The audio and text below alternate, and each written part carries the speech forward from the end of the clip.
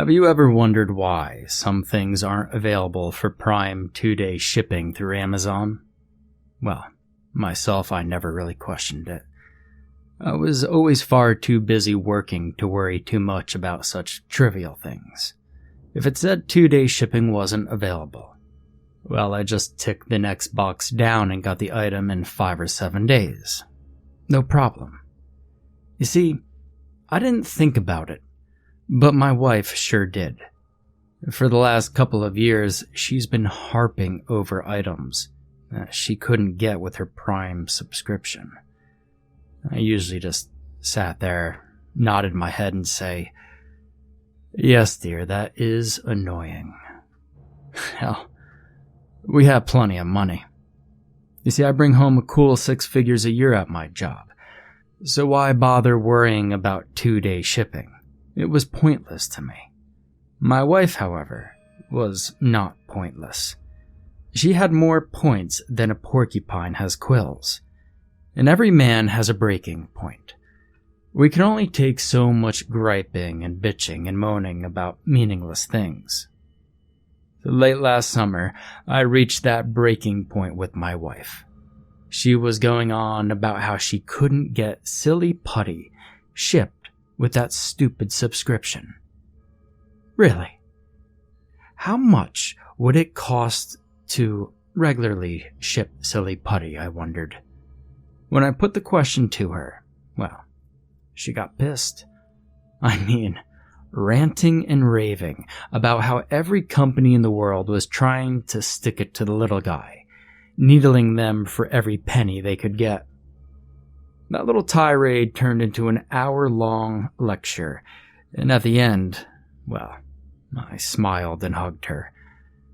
I said, "Honey, we're not exactly the little guys anymore.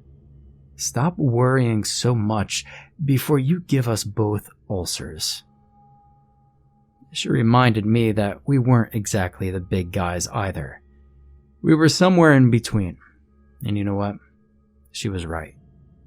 We were in a happy middle bracket as far as finances go, but still, we could afford shipping on silly Putty. It didn't matter. You see, she remained agitated by the lack of free shipping and ended up writing a long rant to Amazon about it. I just kind of laughed it off, expecting no response. But she did get a response. It came within a day, by email, and explained that the contents of some items make them ineligible for Prime 2-day shipping.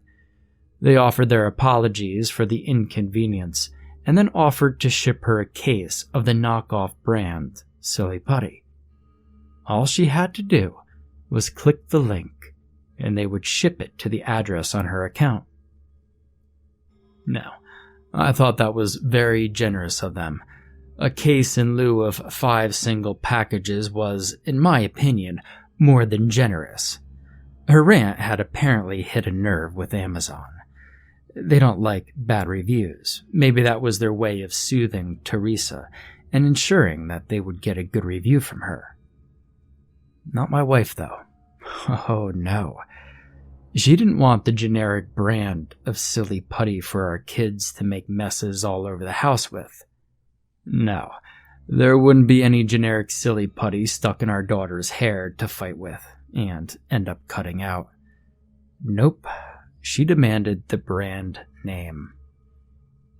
And she told them so, in what I call Teresa's second tirade. But again, she got the same reply, almost verbatim. I told her it was probably taken from their book of standard responses to customer complaints. Finally, she relented and had them ship the whole case of generic Putty to our house. And yes, it was 2-day shipping. She tore into it before the kids got home from school to check it out, absolutely certain that it wasn't as good as the name brand. She rolled a ball of Putty around in her hands, wrinkling her nose at it in distaste. I sat there and I laughed at her, really. Hell, I didn't see anything wrong with it. Granted, I'd not played with silly Putty in 30 years, but if I didn't notice anything wrong with it, with the kids. Probably not. But just to prove her point, she went to the local pharmacy and bought 2 packs of the name brand Silly Putty and brought them home. While she was introducing me to the differences in that and the generic putty, I got laughing. I asked her why she hadn't just gone to the pharmacy and bought it to start with and save all the aggravation and stress. Well, she threw the silly putty at me and stomped out of the room. I was willing to live with her being angry at me over it, as long as the obsession was finished. And I thought it was. The kids played with the crap and it got in the carpet, got in the dog's shaggy fur, got in her daughter's hair, of course, and I even found a wad of dirty generic putty in a bag of chips. I was just hoping they would hurry and run through the whole case before they destroyed everything in the house with it. But then, about 3 weeks in, I came home from work one day. I was early, so I had the house to myself. I headed to the office to print off some forms, and the printer was out of ink. Both of our backup cartridges had been used too. I was completely dumbfounded. I searched the office for whatever Teresa had been printed that used so much ink, thinking maybe it was photos, but it wasn't. It was 2 milk crates full of research about that damned silly putty. Now, let me tell you something, I'll be honest. At the point, I was very worried about the state of my wife's mental health. I really honestly was. As I looked at the printouts, I realized it was at least a couple of months worth of work. She had been more than obsessed with this thing, and it had consumed her apparently. She must have spent every spare moment on it. And at first, I was so upset that I didn't really read any of the research other than to scan quickly down the page and see that it was about the putty. All I knew was that I needed to talk to her about it, make her see that her obsession was unhealthy and that she needed to stop. When I confronted her about it, she grinned and nodded. You need to read some of that research. Really read it. And then you tell me I'm crazy. You'll be a believer before long. And I just stood there and shook my head sadly. You want to know why that generic putty makes such a mess? Why it doesn't last nearly as long as the name brand? And why Amazon won't ship the name brand through Prime? She nodded as she spoke, trying to force me to nod in agreement. Honey, listen. Some things are just the way they are. Generic brands are always cheaper in every way than name brands. I tossed a handful of papers back into the crate and went to take a shower. I couldn't deal with 9 kinds of crazy before bedtime. I'd picked the wrong time to bring up the subject, it seemed.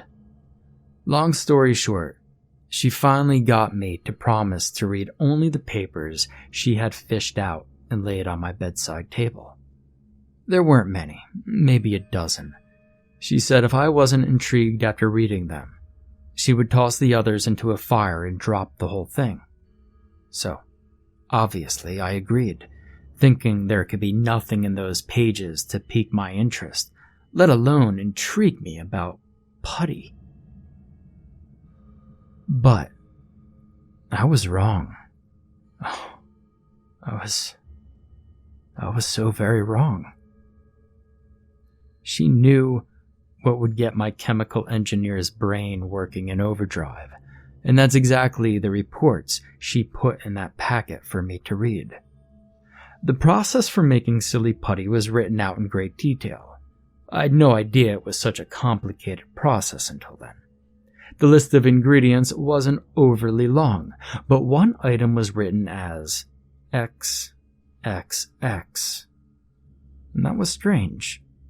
Later, in this third-party report, I saw that the makers of Silly Putty financed some funeral homes. Further down, it showed that the funeral homes were in the United States as well as Europe. I glanced over at my wife, and she was sitting with her back against the headboard, her knees drawn up, and a wide grin on her face. She just nodded emphatically and pointed at the papers, urging me to continue reading. The moderator of a site called Expose the Conspiracies had gathered information and compiled it into a 5-page report. I took a deep breath and bit my tongue. I had no desire to read what some conspiracy theorist thought about silly Putty. But with my wife watching me and the promise I had made her, I did read it. According to the records, there had been a rash of missing kids in the vicinity of each funeral home on the list in the mid and late 90s. All of the kids had been between the ages of 7 and 12 when they went missing. Although there were police investigations, no one was ever arrested for the crimes, and none of the kids were ever found. There was even a link to the news story and an interactive map citing each funeral home and each of the missing kid cases.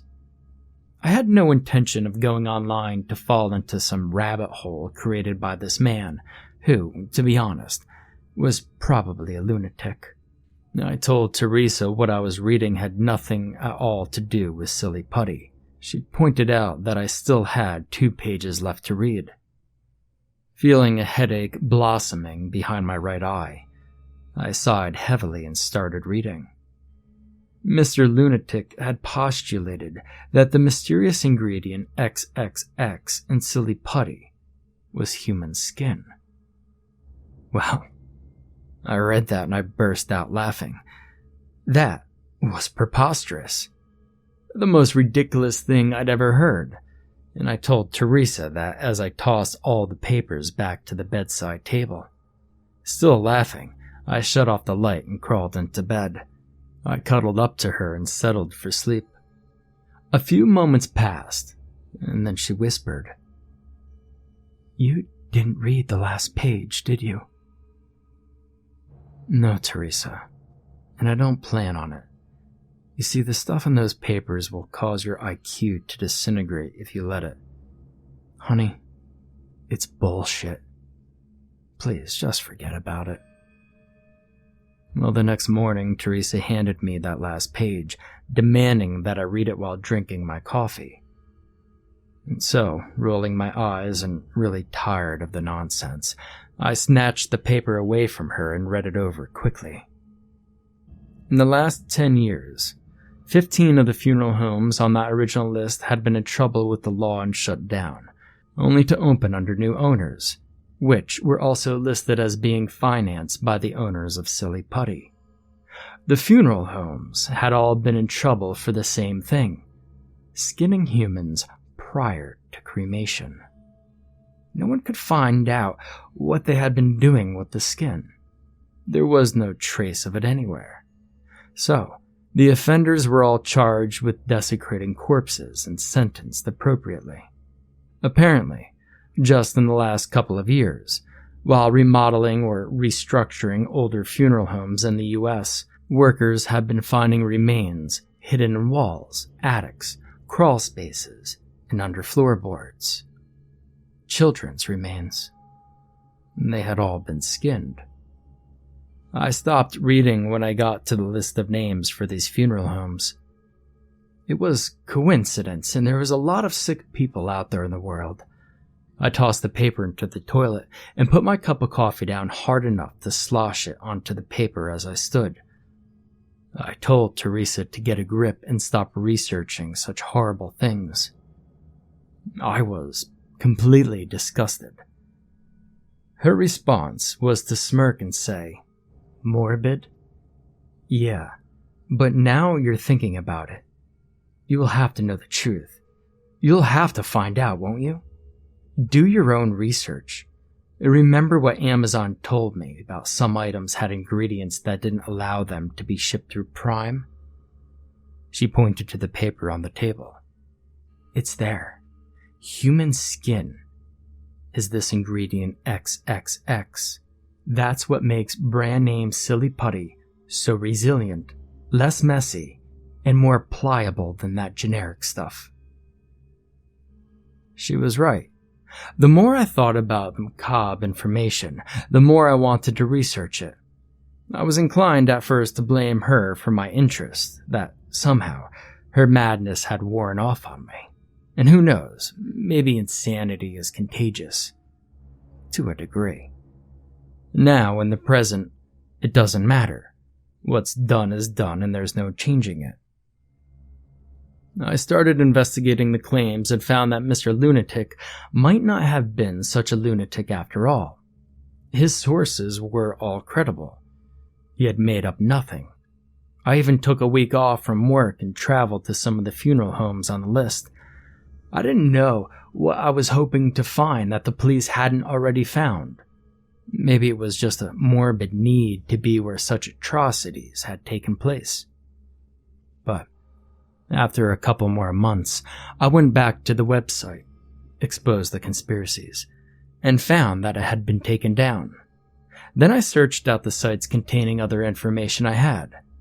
They were gone. All of them. And I should mention that all the silly Putty sites had vanished too. No videos on YouTube, no blogs, nothing. People needed to know what was going on, and since I had the printouts, I thought it would be a good idea to get in touch with the owner of Expose the Conspiracies. If he wasn't going to republish the site, maybe he wouldn't mind if I used some of its content and put up a site of my own. Although, I had no luck getting a hold of him though. He had vanished too. I spent weeks putting together my own website and publishing it. I used the information but rewrote it, putting my own spin on it. I didn't want to get into trouble for plagiarizing the guy's work after all. But before I realized it, I was spending every spare moment, and some I didn't even have to spare, on this project. I even started using my computer at work during my breaks to hunt down information on missing kids. I would mark the area where they had been reported missing on an interactive map on my site. It didn't take long for my boss to learn about my online activities, especially the ones while I was at work. It was against policy to go online with their computers. When he saw exactly what I'd been searching, and my site with the missing kids map, and a theory about silly Putty, he didn't just fire me, but he also called the cops. My site was shut down after that. My files were seized. All my finances were frozen, even the savings accounts for my kids' college educations. No one would hire me, not even the local diner wanted me. The owners of the Silly Putty brand are suing me for a list of offenses that they say hurt their business. But just yesterday, while I was out looking for a job again, a man approached me. He had on a wide-brimmed hat that shaded his face and large dark sunglasses. You know, the mirrored kind. He was indistinct and just looked like your average, everyday Joe. You know, a Mr. Anybody. Nothing made him stand out other than his hat. As I walked alongside the sidewalk, he came up beside me, shoulder to shoulder, and said, "You have 3 good-looking kids at home. Are you aware that kids' skin loses some of its elasticity around age 12? He kept walking even though I was rooted to the concrete. I dropped my briefcase and ran all the way back home. My kids and wife are fine. We have absconded and are living off the grid, which isn't as difficult as you might think, especially with no credit or debit cards to use. We're staying at pay and stay motels. They ask very little in the way of ID. I made copies of every paper in those milk crates and backed up my site to an external hard drive. They're safe for now. Maybe someday I'll be able to start getting the information back on the internet. But not right now. Not until my kids are adults."